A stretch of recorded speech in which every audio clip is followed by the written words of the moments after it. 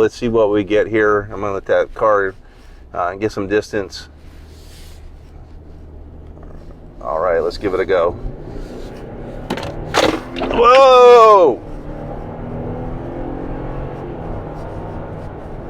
It is way faster. Mike Hamilton at Lithia Toyota. So I'm gonna do a little experiment, as the new Tundra is a brand new generation, and I haven't been able to personally test drive the new 2022 Tundra. I've been on a couple test drives sitting in the back seat, but I want to see how a 21 SR5 and a 22 SR5 drive compare to each other. So let me turn this camera around and talk about them.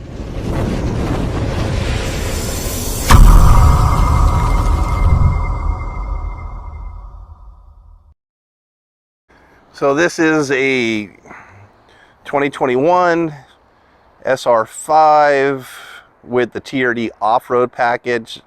It'll be test drive number 1. It's been around for many years, from basically 2007 and a half to till the 2022s came out late last year.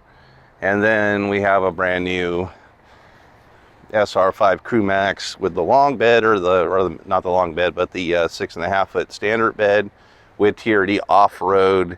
And let's see how they both drive and which one I feel is the better driving and better riding and better handling vehicle. I'll be right back. So we're off in Old Faithful. Again, been around for a long time, like 14 years almost, in one form or another. So V8 5.7 liter paired to a 6-speed transmission. Very different in the suspensions, these two. This one is the back there in the frame is open C channel with the leaf spring suspension. The new Tundra is full boxed in frame all the way through with a multi-link suspension. So right away I'm feeling the bumps on the just going down the road right here, and I wouldn't say it's any worse than what I would expect from a half ton. I'm gonna give it some gas.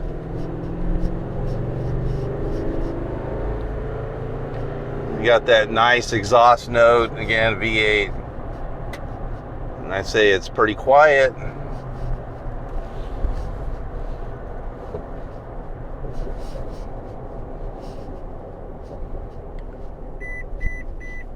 And we got our lane departure alert on this one. Turning on here on Locust, this is pretty beat up patch of road. It's done some road work. There's cracks, everything through the asphalt here. Definitely feeling the bumps, but it's riding over it real nice and easy. And like Tundras, they're all, like almost any Toyota, they're super quiet. And you do get, again, that nice V8 exhaust note. I want to do a little bit of the cornering here, see if I got some body roll. Definitely feel it tilting over here on that turn there. So definitely some body roll coming through the little S-curves here. And we're under the speed limit through here. It's like 40 to 45 through here, and these cars are doing 33 to 35 right now. So I say the driving is pretty refined for a half ton. It feels good. It feels confident when I'm driving. All right, that's a good bump. So going over that fixed piece of asphalt there, I felt, ride that bump, but it still took it pretty nicely. We're gonna get on the highway here, and I'm gonna give it a go as far as see what kind of acceleration we have, up to like 70 miles an hour.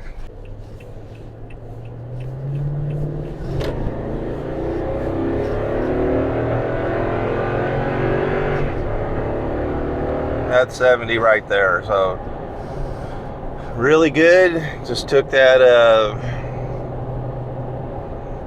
and got up to speed, and your highway speeds is pretty immediately. So merging in on the highway, we're not going to have any real issues. Let's take this curve here, see what kind of body roll we get going through this curve here. A little bit of lean, but feels still confident. I'm hearing a little bit of wind noise outside, but still very acceptable for as far as what I'm hearing here. So definitely when you're up to down doing like 65, 67, just cruising along, it's working easy. RPMs is about 1800 RPM. So one of the things that this V8 works so easily once it got up to highway speeds, well, it works easy all the way through its power band, and basically works, that's one of the reasons why this engine is so good and why it's really never left anybody on the side of the road, is it doesn't work hard to get its power. Now I'm in the 2022. One of the things I seem to notice immediately on this 2022, it seems like looking over the hood is longer, and it seems just to be I don't know, it's different. I mean, both have great visibility, but it definitely seems like there is some getting over the hood here is a little bit further. Just starting this engine, and it's a V6, it sounds quieter. Just off the bat, I'm getting in it, and it definitely seems a little bit quieter. All right, again, we went from the back half of the frame was open C channel with leaf springs to now we're in a boxed in frame with multi-link suspension. I actually would say this feels bumpier than the other Tundra, but it also feels quieter too. Sounds quieter. A little bit more rattly feeling going through through those same bumps.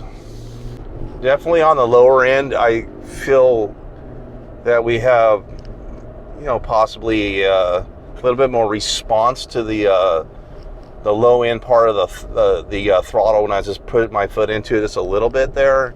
Definitely felt a little more responsive than the V8 is. Oh man, we got the lane departure here. I'm dealing with a tripod here that's having it's a little bit too big for the flat area of this dashboard here. So try to do my best to keep that camera from not falling down, because I have parted off the edge and it slid off one side already. Definitely, I feel more bumps in this here. Definitely, there is more road fill in this here. Again, that's the whole thing why this has the multi-link suspensions, because when they went to fully boxed in frame, your frame when it's open C channel acts as part of your suspension. All right, we got to change the camera here, so angle is going to be a little bit different because it won't hold there. It fell down, and let's go ahead and restart this here. Get this experiment. So again, what I was saying about this fully boxed in frame, and because to give it more capabilities for being able to tow more, with a payload more, was going from that open C channel to a fully boxed in frame to make it more rigid and make it stronger.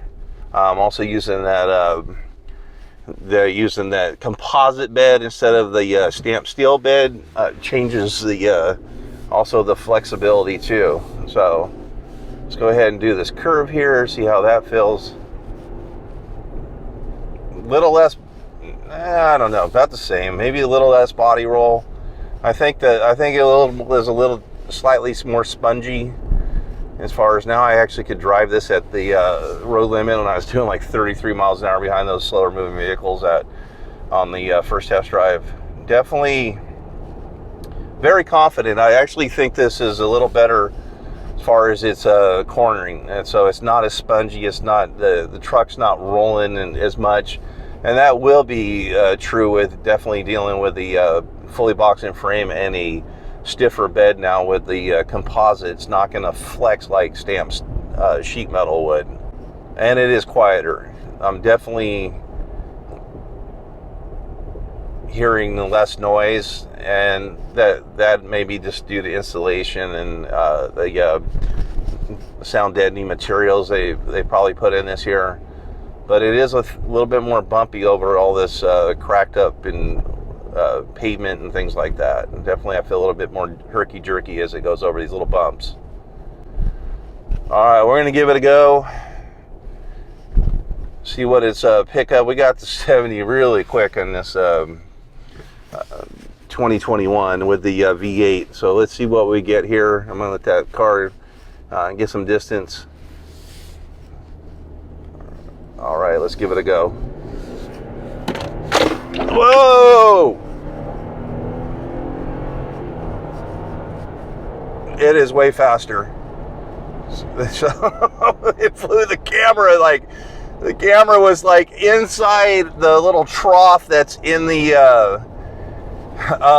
inside the thing in front of the infotainment down here.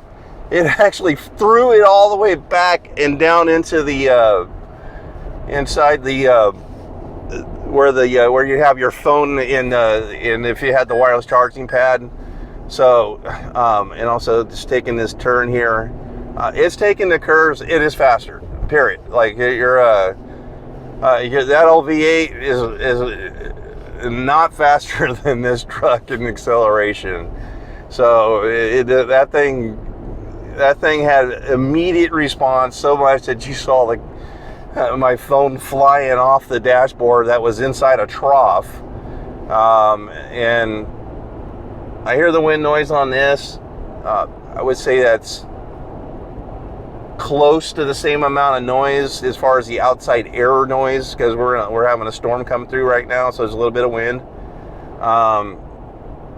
So I would say the Tundra 2021 is softer and rides a little softer than the God, that thing is so. I turned that thing off now. That thing was on high sensitivity or something. I'm not even close to the lines that were still getting me. Definitely a softer ride over the asphalt that was kind of beat up with cracks and then repairs and whatever other things they've done over the years to it. And this one is definitely quicker in acceleration, and basically I think it's because of the engine that's in it and maybe the sound deadening materials, quieter from the engine side of it. And I would say as far as wind noise, I would say is similar. Mike Hamilton, again, there's my experiment. I would say definitely a preference of what you like. We have a definitely quicker accelerating truck, and this one here better on the curves, quieter as far as the engine bay and the mechanics, similar in wind noise. The 21 seems to ride the cracks and little bumps and undulations that are on the asphalt better.